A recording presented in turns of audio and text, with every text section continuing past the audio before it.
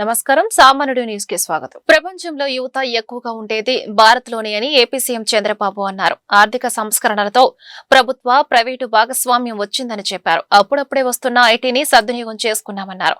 విజయవాడలో పశు సంవర్ధక శాఖ ఆధ్వర్యంలో నిర్వహించిన టేక్ ఏ కాంక్లేవ్ కు సీఎం ముఖ్య అతిథిగా హాజరై మాట్లాడారు. ప్రభుత్వ ప్రైవేటు భాగస్వామ్యంతో ఏ పనైనా సులువుగా చేసుకునే పరిస్థితి వచ్చింది. గతంలో ఎక్కడ చూసిన రహదారులు గుంతలతో కనిపించేవి.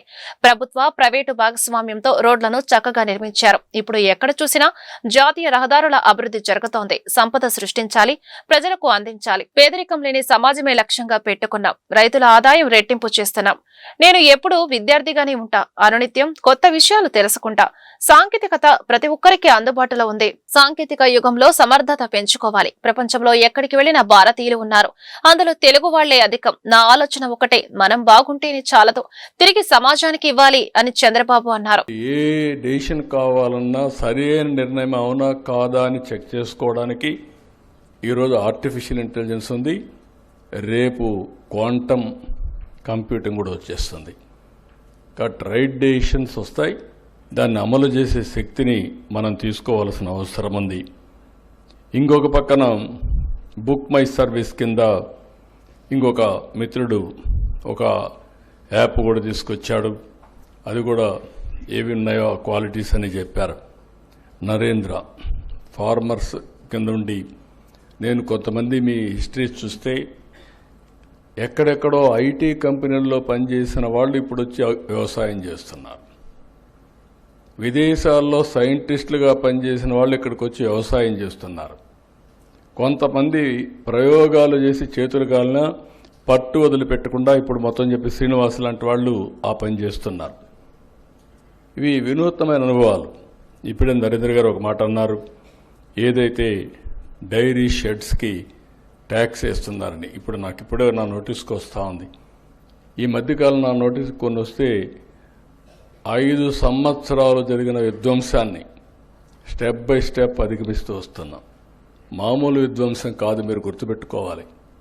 10 లక్షల కోట్ల రూపాయల అప్పు.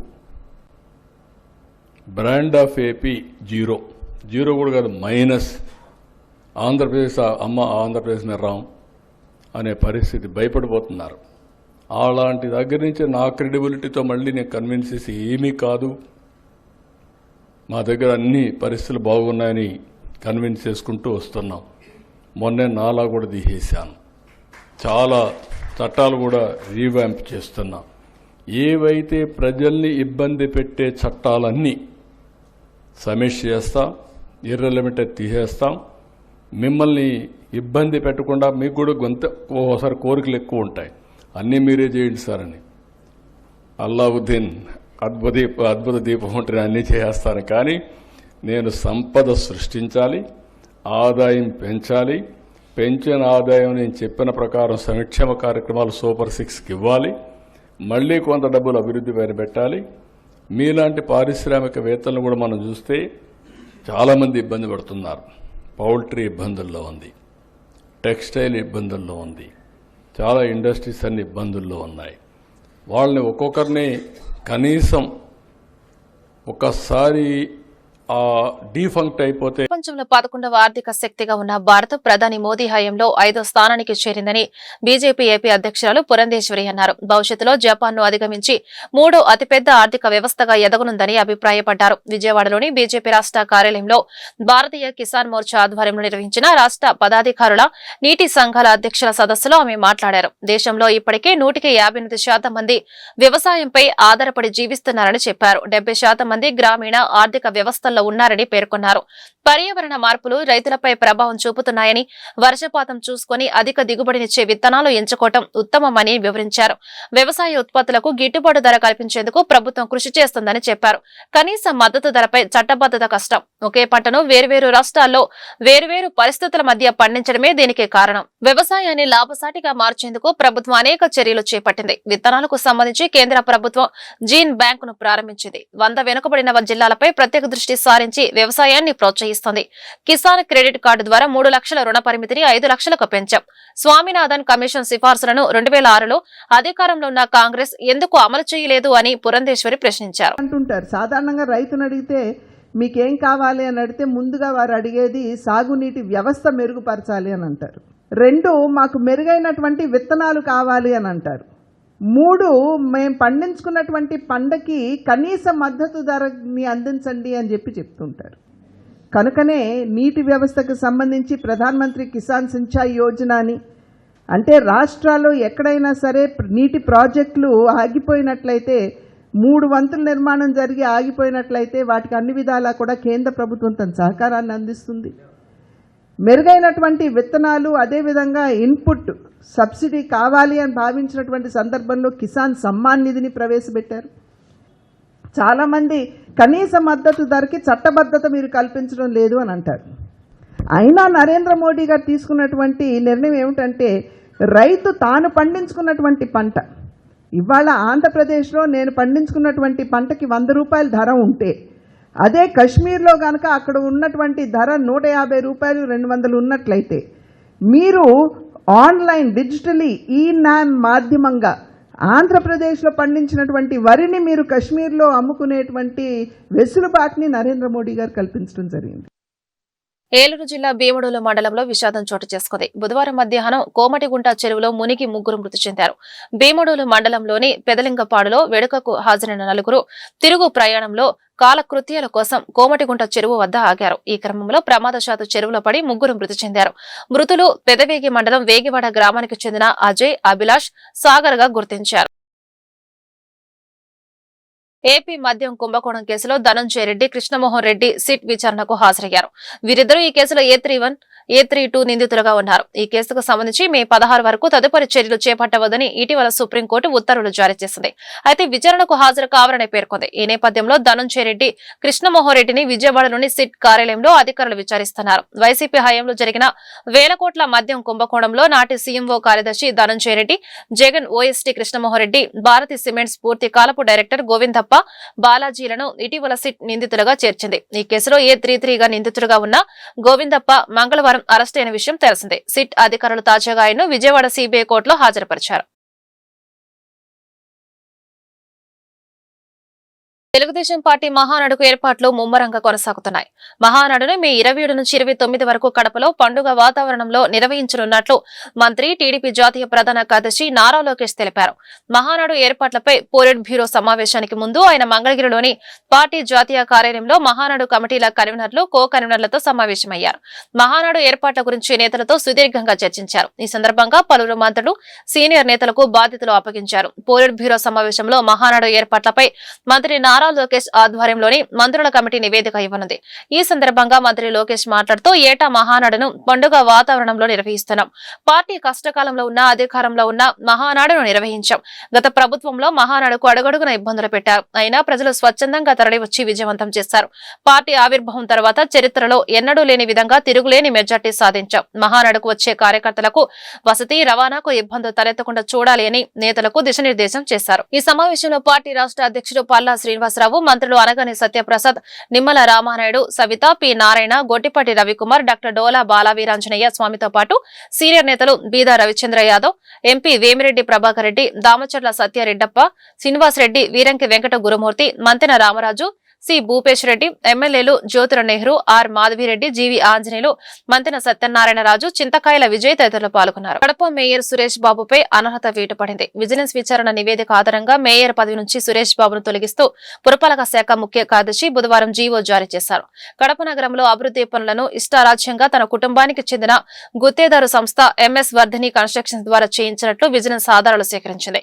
మేయర్ పదవిని అనుభవిస్తూ ప్రత్యక్షంగా, పరోక్షంగా ఆయన కుటుంబ సభ్యులు గుత్తేదారు పనులు చేయవచ్చా, చేయరాదనే విషయం మేయర్ దృష్టికి తీసుకెళ్లారా? మొత్తంగా వర్ధిని కంపెనీ ఎన్ని పనులు చేపట్టిందనే విషయాలు రాబట్టింది. గుత్తేదారు కంపెనీ డైరెక్టర్లుగా మేయర్ కుమారుడు అమరేష్, భార్య జయశ్రీ ఉన్నారు. పురపాలక చట్ట నిబంధనలు అతిక్రమించినందున పదవులకు అనర్హులవుతారనే సమాచారాన్ని కమిషనర్ మనోజ్ రెడ్డి నుంచి రాతపూర్వకంగా తీసుకున్నారు. ఇదే విషయాన్ని మేయర్ కు సైతం తెలియజేస్తూ కమిషనర్ లేఖ రాశారు. మంగళవారం మున్సిపల్ శాఖ కార్యదర్శి ఎదుట హాజరై సురేష్ బాబు వివరణ ఇచ్చారు. కమిషనర్ ఇచ్చిన సమాచారంతో విజిలెన్స్ అధికారులు ప్రభుత్వానికి విచారణ నివేదిక అందించారు. ఈ నివేదిక ఆధారంగా పురపాలక శాఖ ముఖ్య కార్యదర్శి నిర్ణయం తీసుకున్నారు. మొత్తం 36 లక్షల అవినీతిపై పాల్పడినట్లు సురేష్ బాబుపై ఆరోపణలున్నాయి. కమ్మజన సేవా సమితి ఆధ్వర్యంలో 2025-26 విద్యా సంవత్సరానికి అడ్మిషన్లు, కొత్త హాస్టల్ భవన నిర్మాణంపై నవీకరణలు మరియు హాస్టల్ సంక్షేమ కార్యకలాపాల గురించి బృందానా గార్డెన్స్ లోని కమ్మజన సేవా సమితి ఆడిటోరియంలో మీడియా సమావేశం నిర్వహించారు.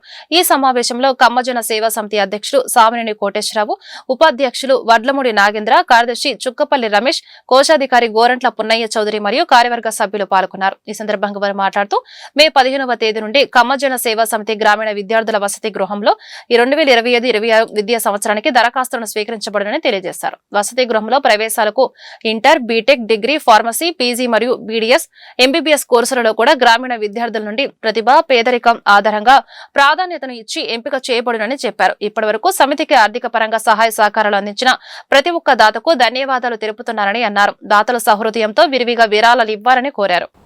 15/5/2025 నుండి ప్రారంభించబడుతున్నాయి. వసతి గృహంలో ప్రవేశాలకు inter, BTech, degree, pharmacy, PG కోర్సుల్లో మరియు బీడీఎస్, ఎంబీబీఎస్ కోర్సుల్లో కూడా గ్రామీణ విద్యార్థుల నుండి ప్రతిభ, పేదరికం ఆధారంగా ప్రాధాన్యతనిచ్చి ఎంపిక చేసుకోబడును.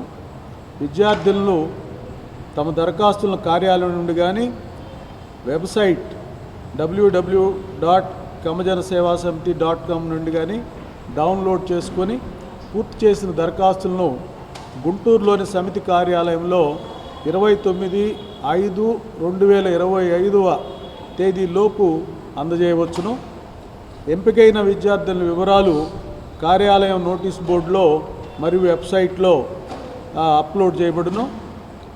ఈ క్రింద ఇవ్వబడిన ఫోన్ నెంబర్ల ద్వారా కూడా సంప్రదించి ఎంపిక గురించి తెలుసుకోవాల్సిందిగా కోరుచున్నాం. ఫోన్ నంబర్లు 0863-2355-471, 0863-220-666. ఈ 2 నంబర్ల ద్వారా ఆఫీసుకు ఫోన్ చేసి వివరాలు తెలుసుకోవచ్చు. ఈ సంవత్సరం రైతుల ఆర్థిక ఇబ్బందులను దృష్టిలో ఉంచుకొని విద్యార్థుల నుండి కలెక్ట్ చేసే నామినల్ ఫీజు, జనరల్గా ఫుడ్ ఎక్స్పెండిచర్ ఏదైతే ఉందో అదే తీసుకోవడం జరుగుతుంది. దాంట్లో కూడా 1000 రూపాయలు తగ్గించడం జరిగింది. జనరల్గా తగ్గించడం. రాష్ట్ర విపత్తుల నిర్వహణ శాఖ ఆధ్వర్యంలో గుంటూరు జిల్లా కలెక్టర్ కార్యాలయంలో అగ్ని ప్రమాదం సంభవించినప్పుడు ఏ విధమైన నష్ట నివారణ చర్యలు తీసుకునే దానిపై మాక్ డ్రిల్ నిర్వహించామని జిల్లా రెవెన్యూ అధికారి ఎన్ఎస్కే కాజావాలి తెలిపారు. బుధవారం కలెక్టరేట్ కార్యాలయంలో విపత్తుల నిర్వహణ శాఖ ప్రాజెక్టు మేనేజర్ ఏ లక్ష్మీకుమారి పర్యవేక్షణ జరిగిన మాక్ డ్రిల్లో రెవెన్యూ, అగ్నిమాపక శాఖ, పోలీస్, ఎన్డీఆర్ఎఫ్, ఎస్టీఆర్ఎఫ్, వైద్య ఆరోగ్య శాఖ, మున్సిపల్ శాఖల సిబ్బంది పాల్గొన్నారు. అనంతరం ఆర్డీఓ మీడియాతో మాట్లాడుతూ వరదలు, తుఫానులు, అగ్ని ప్రమాదాలు వంటి ప్రకృతి విపత్తులు సంభవించినప్పుడు ప్రజల్లో అవగాహన కల్పించి వీలైనంత వరకు నష్టాన్ని తగ్గించడానికి అన్ని జిల్లాల్లో ఈ రోజు అవగాహన కార్యక్రమాలు నిర్వహించడం జరిగిందన్నారు. ఇందులో భాగంగా బుధవారం జిల్లాలో అగ్ని ప్రమాదం సంభవించినప్పుడు సంబంధిత శాఖల సమన్వయంతో చేపట్టవలసిన నష్ట నివారణ చర్యలను మాక్ డ్రిల్ ద్వారా ప్రత్యక్షంగా చూపించడం జరిగిందన్నారు. ప్రతి కార్యాలయంలో ఫైర్ ఎక్విప్మెంట్ ఏర్పాటు చేసుకోవాలన్నారు. అగ్ని ప్రమాదం జరిగిన వెంటనే అగ్నిమాపక శాఖ వారు వచ్చేలోపు మనం కొంత నష్ట నివారణ చేసుకునే అవకాశం ఉందన్నారు. ఈ కార్యక్రమంలో జిల్లా అగ్నిమాపక శాఖ అధికారి Srinivasareddy, ARDSP Edukondalareddy, DMHO Vijayalakshmi, ZP CEO Jyoti Basu, RFO Jilani, జిల్లా వ్యవసాయ అధికారి నున్నా వెంకటేశ్వర్లు తదితరులు పాల్గొన్నారు. డిజాస్టర్ మేనేజ్మెంట్ అథారిటీ వారి ఆదేశాల మేరకు ఈరోజు గౌరవ కలెక్టర్ గారి ఆదేశాల మేరకు ఈరోజు మన యొక్క కలెక్టరేట్లో ఒక ఫైర్ యాక్సిడెంట్ జరిగినప్పుడు ఎటువంటి చర్యలు తీసుకోవాలనే దాని మీద మాక్ ఎక్సర్సైజ్ అనేది కండక్ట్ చేయడం జరుగుతుంది. ముఖ్యంగా ఒక సంస్థ ఏదైనా సరే ఇన్సిడెంట్ జరిగినప్పుడు ఎటువంటి మనం రెస్క్యూ ఆపరేషన్స్ చేయాలి అనే దాని మీద ప్రజలందరికీ అవగాహన కల్పించడానికి ఈ కార్యక్రమం అనేది చేయడం జరుగుతుంది. అన్ఎక్స్పెక్టెడ్గా ఒక షార్ట్ సర్క్యూట్ అవ్వడం వల్ల కానీ, లేదా ఒక గ్యాస్ సిలిండర్ పగలడం వల్ల కానీ, లేదంటే ఏదైనా చిన్న అగ్ని, ఏదైనా నిప్పురవ్వల వల్ల యాక్సిడెంట్ జరిగితే వెంటనే అక్కడ ఉన్నటువంటి పబ్లిక్ను మనం ఎలా కాపాడాలని ఈరోజు మాక్ ఎక్సర్సైజ్ లైవ్ అనేది చూపించడం జరుగుతుంది. ముఖ్యంగా కలెక్టరేట్లో ఉన్నటువంటి సెక్షన్స్ అందరినీ కూడా అలర్ట్ చేశాము. ఒక పొగ వచ్చిన వెంటనే ఆ యొక్క ఇన్సిడెంట్ జరిగిన వెంటనే ఎటువంటి స్టెప్స్ తీసుకోవాలనే దాని గురించి ఫైర్ డిపార్ట్మెంట్, అదేవిధంగా police department, revenue department, SDRF, NDRF, medical and health department అన్ని శాఖలు ఎటువంటి చర్యలు తీసుకోవాలనేది వీళ్ళకు ట్రైనింగ్ ఇచ్చి ఈరోజు మాక్ ఎక్సర్సైజ్ అనేది కండక్ట్ చేయడం జరుగుతుంది.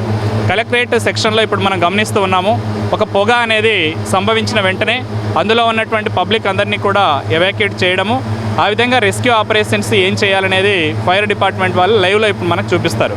అంటే ముఖ్యంగా ఈ యొక్క ప్రక్రియ చేయడానికి కారణం ఏంటంటే, ఏదైనా ఒక ఇన్సిడెంట్ సంభవించినప్పుడు, ప్రమాదం సంభవించినప్పుడు ప్రజలందరికీ కూడా అవగాహన కల్పించి వీలైనంత వరకు ఆ యొక్క డిజాస్టర్ వల్ల మనకు కలిగేటటువంటి ఆ యొక్క నష్టాన్ని తగ్గించడానికి ఈ యొక్క చర్యలు అనేది తీసుకోవడం జరుగుతుంది.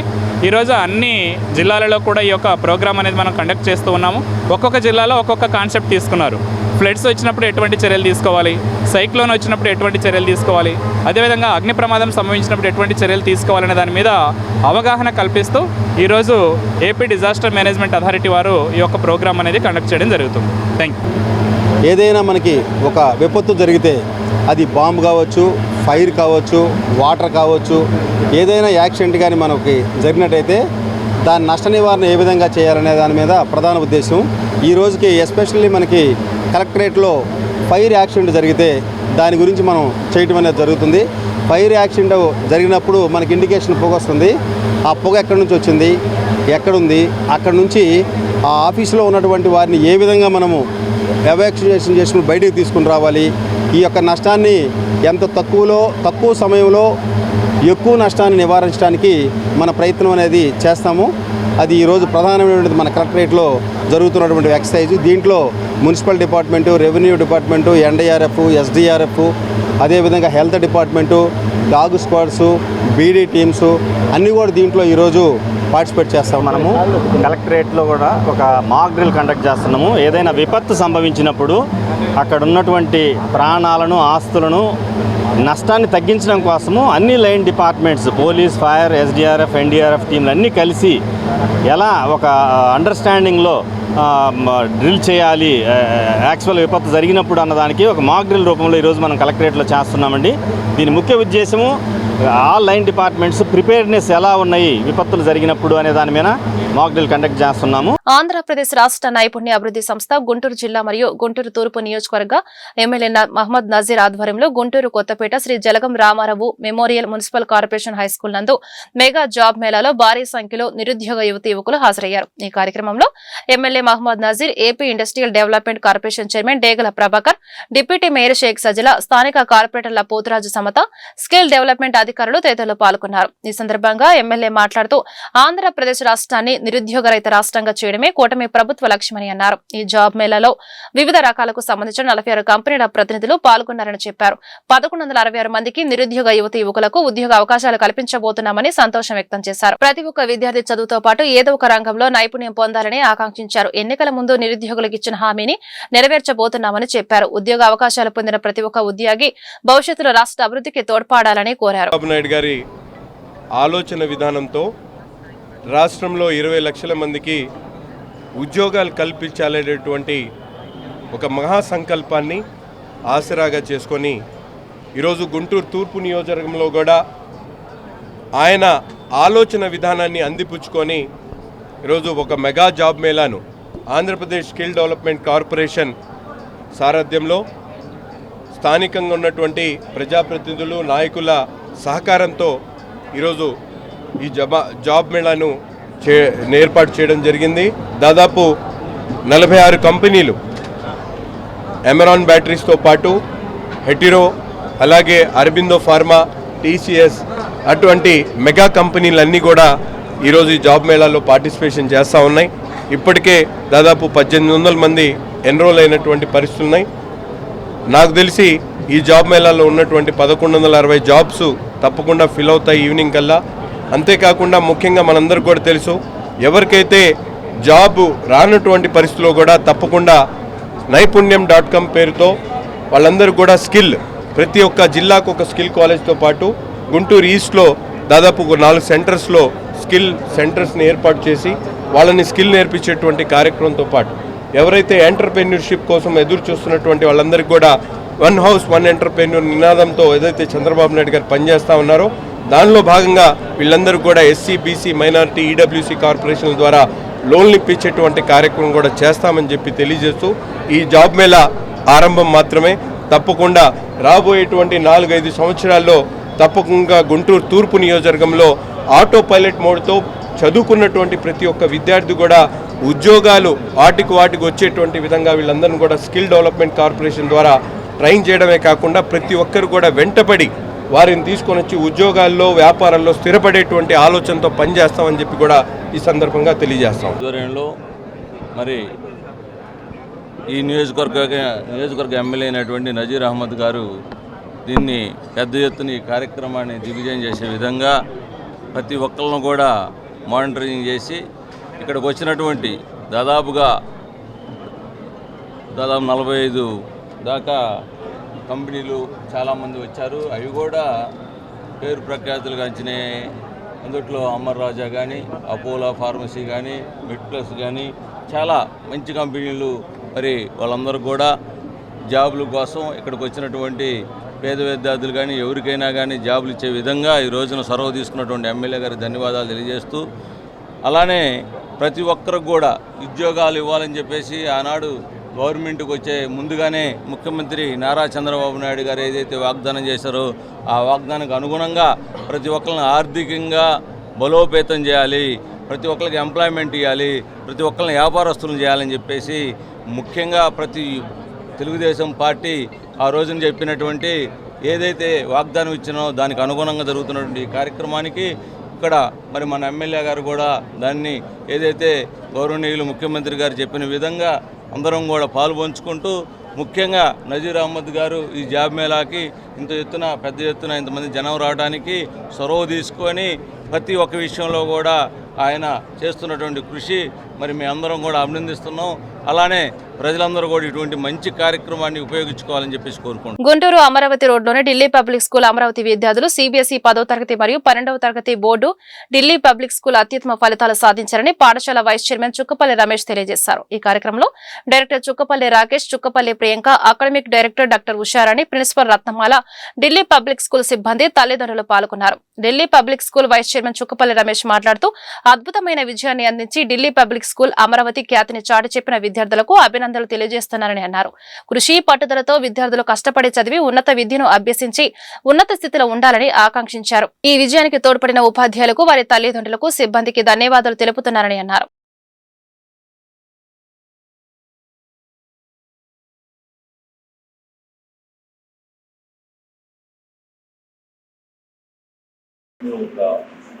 సెలబ్రేషన్ చేసుకుంటున్నాం. ఎందుకంటే సిబిఎస్ఈ విజయవాడ డివిజన్ అంటే ఆంధ్రప్రదేశ్ మొత్తం ఉన్న డివిజన్లో విజయవాడ గుంటూరులో సిబిఎస్ఈ 10th స్టాండర్డ్ మేము విజయవాడ డివిజన్ మా student Lalitha Saranya 494 out of 5 marks వచ్చి stood first in the both the districts, all the cities were there. The third year మేము పంపిస్తాం మా స్టూడెంట్స్ అంతా.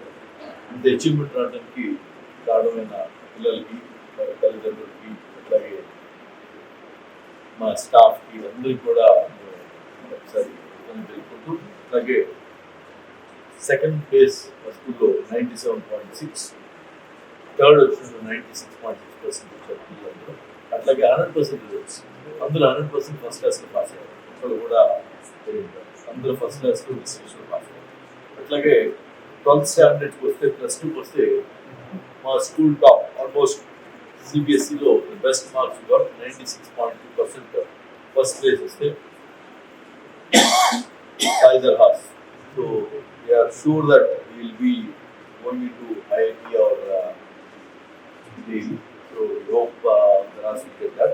తర్వాత మహేష్ కుమార్ 94.2% మా స్కూల్ సెకండ్. అట్లాగే కౌశిక్ 91% స్కూల్ థర్డ్ వచ్చారు. వీళ్ళందరికీ కూడా మేము ఈ రోజున స్కూల్ ఫస్ట్ వచ్చిన వాళ్ళకి, జిల్లా ఫస్ట్ వచ్చిన వాళ్ళకి తెలిసి 1 lakh first prize for the cash award for the first prize winner. First place, second place 50,000, third place 25,000. అట్లాగే ఈ వార్తలు ఇంతటితో సమాప్తం. నమస్కారం.